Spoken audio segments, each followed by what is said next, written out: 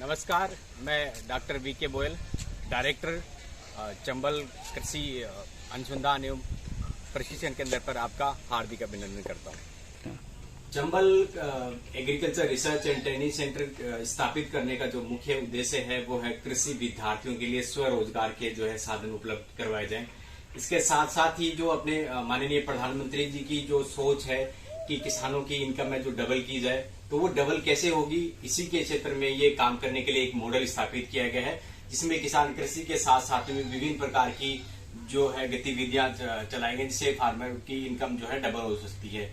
तो वो गतिविधियां कौन कौन सी होगी उनके बारे में मैं आपको अवगत करवाऊंगा।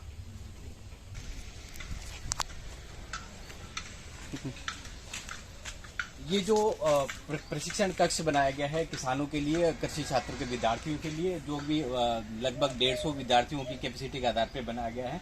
इसको अनुकूलित भी कूलर वगैरह भी सेट किए गए हैं, जिसमें किसान जो है या विद्यार्थी जो है इसमें प्रशिक्षण ले सके।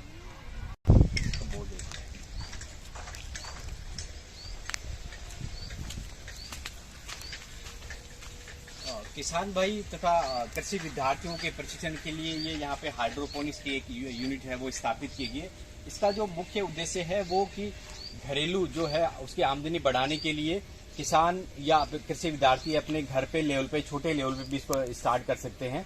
इसके अंदर बिना जो मिट्टी की है वो खेती होती है। इसके अंदर पानी, जैसे कि आप देख रहे हैं, इसमें न्यूट्रिएंट्स मिलाए जाते हैं। न्यूट्रिएंट्स जो है वो पूरे पाइप्स के अंदर फ्लो होता रहता है। फ्लो होने के बाद में जो है इनकी धीरे धीरे ग्रोथ होती है, और जैसे ही फसल जो क्रॉप है जो मेच्योर होती है तो इसमें इसकी फ्रूटिंग भी हो जाती है। तो जो विद्यार्थी, कृषि विद्यार्थी या किसानों को इसके बारे में भी यहाँ पे ट्रेनिंग दी जाएगी।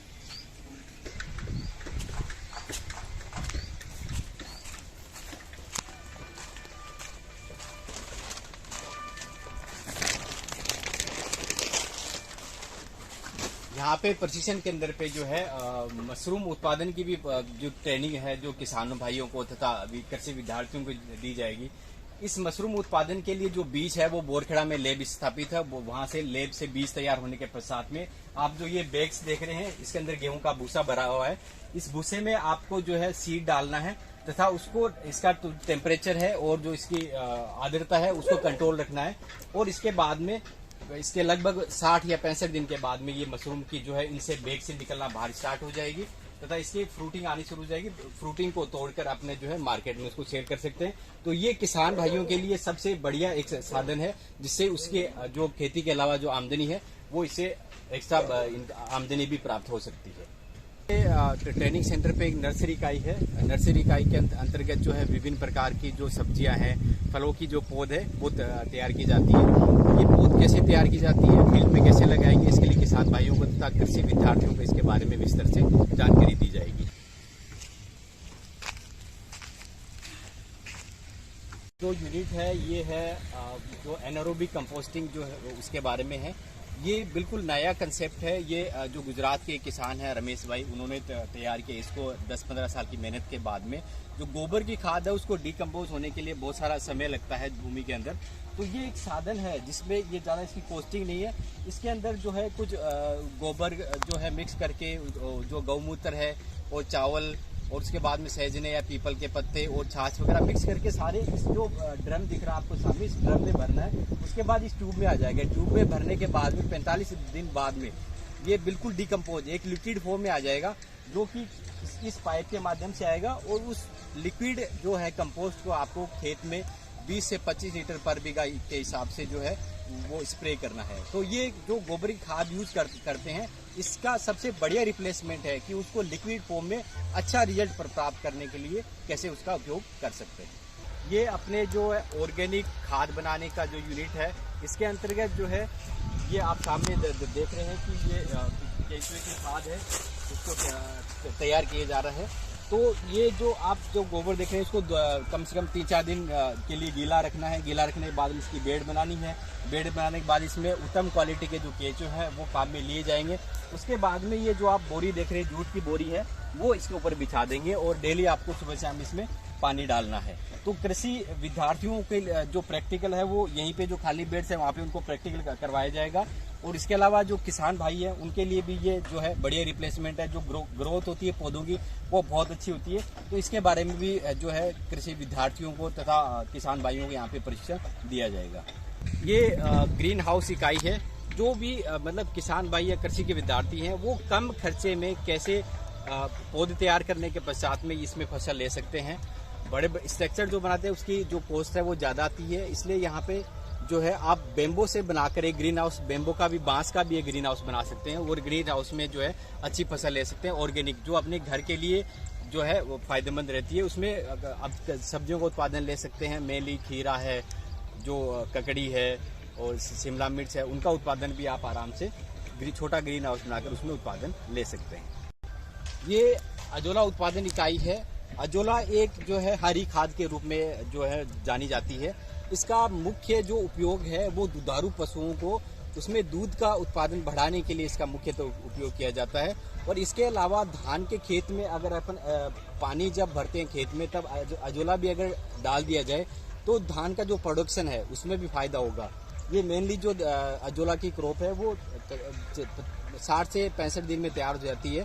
तो इसलिए किसान भाइयों के लिए और कृषि विद्यार्थियों के लिए अजोला जो है वो बहुत ही फायदेमंद चीज़ है। इसमें आप ये देख सकते हैं कि ये जो है ग्रो बैग के अंदर ये पन्नी लगाकर उसके बाद में इसमें अजोला डाला गया है। धीरे धीरे ये 15 से 20 दिन बाद में पूरा ग्रीन हो जाएगा। ग्रीन होने के पश्चात में आपको जो है पशुओं को एक अच्छे चारे के रूप में इसको खिला सकते हैं। इसका जो दूध का उत्पादन है वो 1.5 से 2 गुना लगभग बढ़ जाता है। ये अजोला के लिए सबसे किसान भाइयों के लिए फायदेमंद चीज़ है। ये जो इकाई है वो है मधुमक्खी पालन, जो एक किसान भाई के लिए रोजगार के लिए बहुत ही बढ़िया साधन है। किसान जहाँ पे अपने खेत पे जो खेती करते हैं उनके साथ साथ में अगर वो मधुमक्खी पालन भी किए जाए तो उसके एक आमदनी का अलग से साधन भी हो जाता है। और कृषि विद्यार्थियों के लिए भी एक जो है अच्छा व्यवसाय है। अपनी स्नातक की डिग्री पूर्ण करने के पश्चात में जो है आप एक अच्छे नया स्टार्टअप शुरू कर सकते हैं मधुमक्खी पालन का, जो भी आज के समय में सबसे फायदेमंद चीज़ है। तो ये था अपना जो प्रशिक्षण केंद्र का जो प्रमुख इकाइयां हैं। ये आप देख सकते हैं कि यहाँ पे जो एक पौंड बनाया गया है, पौंड के अंदर पन्नी बिछा दी गई है। पर इसके बाद में इसका मत्स्य पालन, मछली उत्पादन, फिश कल्चर का जो है सबसे बढ़िया साधन है। यहाँ पे मछलियों के उत्पादन किया जाएगा। यहाँ पे इस एरिया में जो प्रमुख जो उपयोग होने वाली मछलियाँ हैं वो रोहू और कतला है। और रोहू और कतला का प्रोडक्शन भी यहाँ पे लिया जाएगा तथा कृषि विद्यार्थियों को तथा किसान भाइयों के लिए भी ये एक अच्छा रोजगार का साधन है। खेती के साथ साथ में अगर आप मत्स्य पालन भी करते हैं तो आपकी आमदनी जो है वो अच्छी आमदनी बढ़ने की संभावना रहती है। तो ये फिश एक छोटा पौंड अपने खेत में बना सकते हैं तथा इसमें मछली पालन भी बड़े अच्छे तरीके से किया जा सकता है। तो ये किसान भाइयों के लिए तथा कृषि के विद्यार्थियों के लिए जो है एक अच्छा मॉडल स्थापित किया गया है ट्रेनिंग्स के लिए, उनके स्वरोजगार के लिए। रोजगार की अपार संभावनाएं हैं। अगर कृषि विद्यार्थी जो है सरकारी नौकरी उनके प्रयासरत हैं, अगर नहीं वो उस क्षेत्र में जा पाते हैं तो उनके स्वरोजगार के लिए बहुत सारी संभावनाएं। आप देख सकते हो कि यहाँ पे बहुत सारी यूनिट्स बनाई गई हैं।